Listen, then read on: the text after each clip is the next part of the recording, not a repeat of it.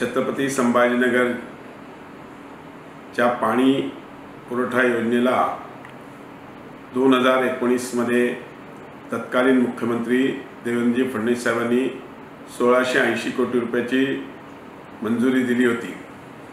पण मधल्या 2.5 वर्षात ते काम पुढे गेलं नाही, प्रगती झाली नाही। त्यामुळे त्याची जी कॉस्ट होती ती एक्सक्लेट झाली। जो 2700 कोटीपर्यंत त्याची किंमत झाली आणि आज डिफरन्सचा 822 कोटी रुपये हे महापालिकेला भरावे लागले असं सरकारने जाहीर केलं होतं।